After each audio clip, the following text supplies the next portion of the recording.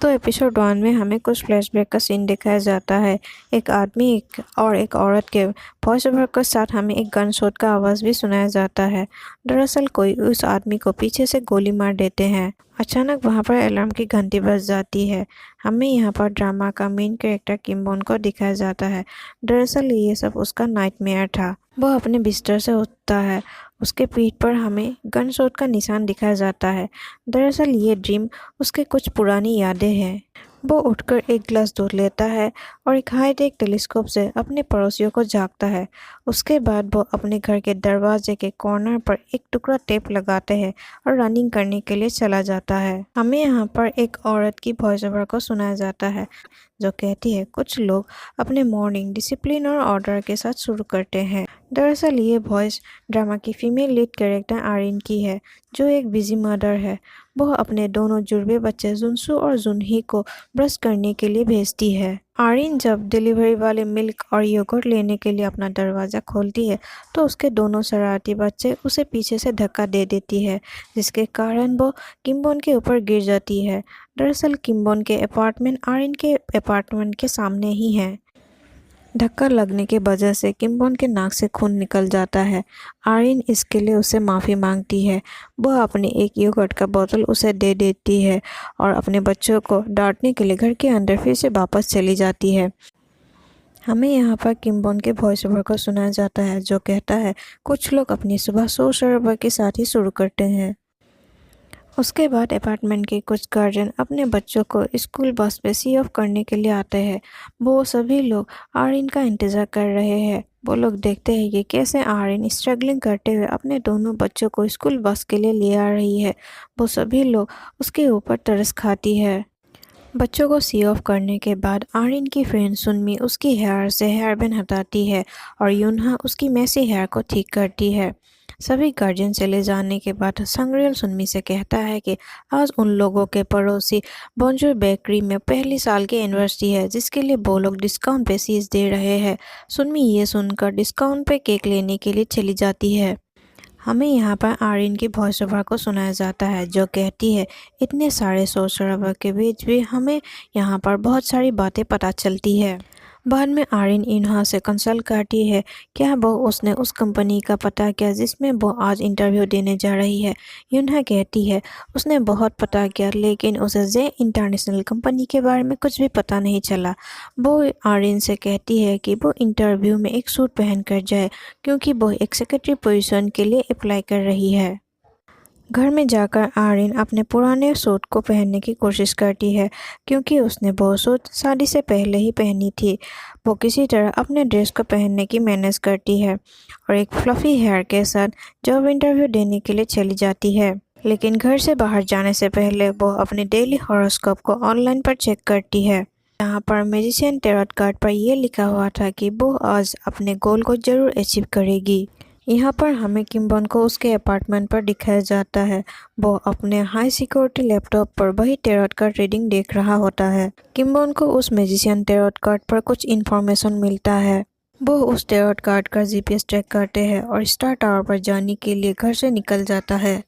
हमें यहाँ पर आरिन की फिर से वॉइस ओवर को सुनाया जाता है जो कहती है कुछ लोगों को टैरोट का ट्रेडिंग से कुछ ज़रूरी इन्फॉर्मेशन मिलते हैं। किम्बोन और आरिन फिर से अपार्टमेंट के लिफ्ट में मिलते हैं। आरिन किम्बोन से सुबह के इंसिडेंट के लिए उससे माफ़ी मांगती है। आरिन किम्बोन से पूछती है कि वो कहाँ जा रहा है क्योंकि आरिन के मुताबिक किम्बोन अपने अपार्टमेंट से कम ही निकलता है।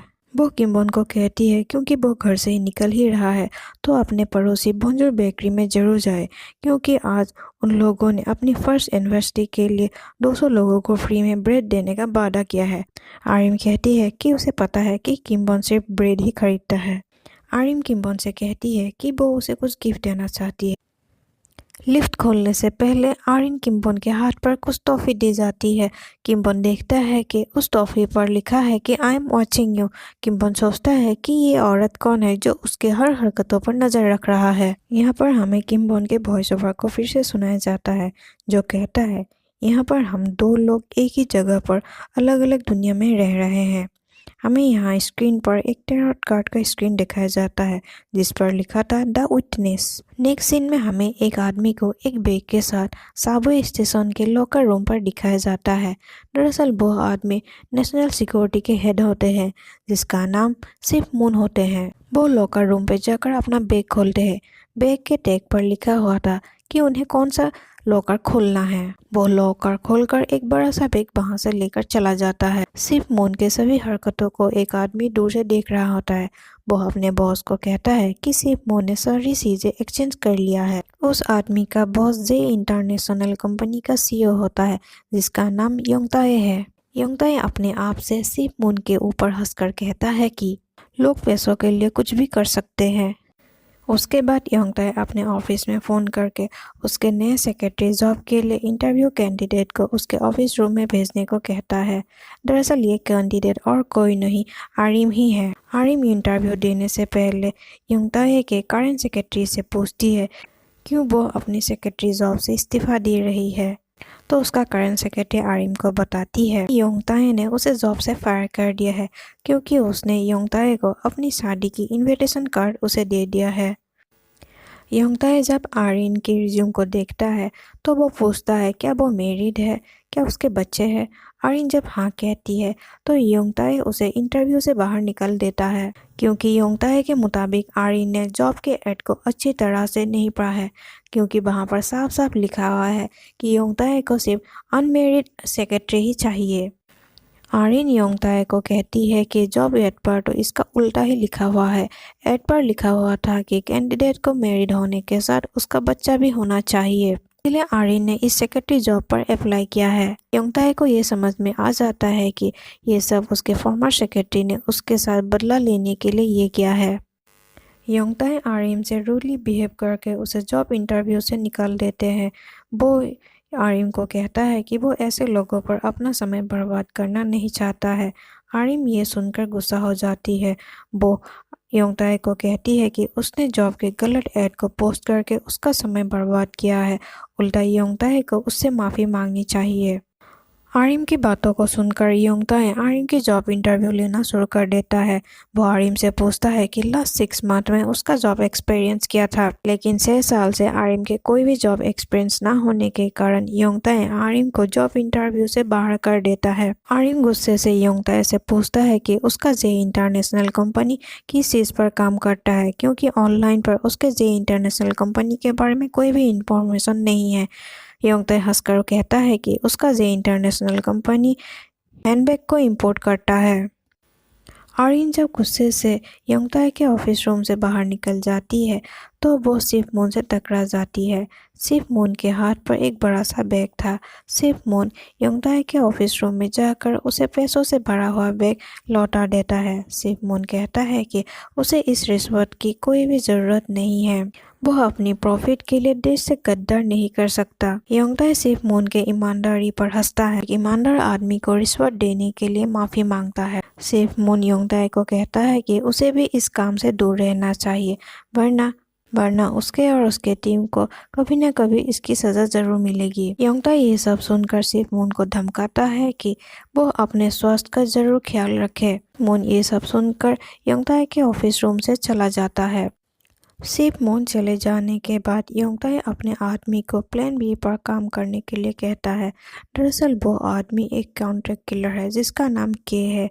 किम्बन भी उस आदमी को दूर से नोटिस करता है। किम्बन के का पीछा करते हुए स्टार टावर में पहुंच जाता है, लेकिन तभी उसे किसी के बातों को सुनाई देता है और के उसके नज़रों के सामने गायब हो जाता है। वो देखता है कि कोई औरत फ़ोन पर बात कर रही है और वो किसी से प्रॉमिस कर रही है कि जब वो सियोल में आएगी तब वो नामसिन टावर से उसे मोजिटो खरीद के ज़रूर देंगे। बॉन ये सब सुनकर कुछ पल के लिए रुक जाता है। उसे अपने मेमोरीज में कुछ पल के लिए याद आता है कि ये बातें किसी औरत ने उससे भी कहा था। वो औरत भी उससे किसी बस पर कहती है कि अगर वो सियोल पर आएगा तब वो नामसिन टावर से उसे मोजिटो खरीद के देगी। किम्बोन को लगा ये औरत जो फ़ोन पर बात कर रही है क्या ये कोड वर्ड तो नहीं है। वो जब पीछे से उस औरत को चेक करने के लिए जाता है तब हमें आरिन को दिखाया जाता है जो अपने माँ से ये सारी बातें कह रही थी। आरिन जब पीछे मुड़ती है तब वो किम्बोन को देखकर चौंक जाती है। वो बॉन से पूछती है क्या वो उसकी पीछा कर रहा है, लेकिन बॉन उसे ना कहकर वहाँ से चुपचाप चला जाता है। आरिन भी वहाँ से चली जाती है। किम उसे जाते हुए नोटिस करता है। इधर हमें योंगताए के ऑफिस पे के को दिखाया जाता है। योंगताए के को प्लान बी पर काम करने के लिए उसे एक सीरीन सौंपता है। नेक्स्ट सीन में हमें अपार्टमेंट के सभी बच्चों के पेरेंट्स को बोंजूर बेकरी पे दिखाया जाता है। वो लोग आरिन की जॉब इंटरव्यू के बारे में डिस्कस करते हैं। सुनमी ये सुनकर हैरान होती है कि आरिन ने सेक्रेटरी जॉब के लिए इंटरव्यू दिया है, क्योंकि आरिन तो एक कंप्यूटर साइंस की स्टूडेंट थी। उसने शादी से पहले आईटी कंपनी में जॉब भी की थी। सांगरियोल कहता है कि उसने भी इंजीनियरिंग किया था, लेकिन ऐसे फील्ड पर ज्यादा देर तक ब्रेक लेने से वापस लौटना मुश्किल हो जाता है। वो मुस्कुराता हुआ कहता है कि उसका बीवी अच्छा खासा पैसा कमाती है, इसीलिए वो घर पर ही अपने बच्चों को देखभाल करता है। सुनमी पूछती है कि अचानक आरिन को क्यों जॉब की ज़रूरत पड़ गई है। योनहा कहती है कि आरिन को अपनी अपार्टमेंट की लोन के साथ कई सारे लोन के पैसे को चुकाना है। सुनमी आरिन के बारे में कहती है कि आरिन कभी भी अपने पैसे इधर उधर की चीज़ों पर नहीं खर्च करती है। वो कॉफ़ी भी हमेशा सस्ती वाली ही पीती है। शॉपिंग मॉल पर भी डिस्काउंट के चीज़ें लेने के लिए वो हमेशा आगे लाइन पर खड़ी रहती है। उसकी घर की सभी चीजें डिस्काउंट की ही है। ये सब सुनकर युनहा कहती है कि जो कोई भी हो, आरिन एक डिग्निफाइड लड़की है, गरीब भी नहीं है और खूबसूरत भी है। ये सुनकर सुनमी कहती है कि वो ज्यादा खूबसूरत है और उसकी अपार्टमेंट भी बड़ी है। सांगरियोल उसकी मजाक बनाते हुए कहते हैं कि उसकी शक्ल भी बहुत बड़ी है। तभी बेकरी पर आरिन अपने दोनों बच्चों के साथ आ जाती है। उसके बच्चे बेकरी पर ब्रेड लेने के लिए चले जाते हैं और वो सुनमी और युनहा की कॉन्वर्सेशन को ज्वाइन करती है। युनहा पूछती है कि उसकी जॉब इंटरव्यू कैसे गई। आरिन कहती है कि अब उसे जॉब मिलने का कोई भी चांस नहीं है। सुनमी फिर से अपनी मुंह खोलकर निगेटिव बातें बताना शुरू कर देती है।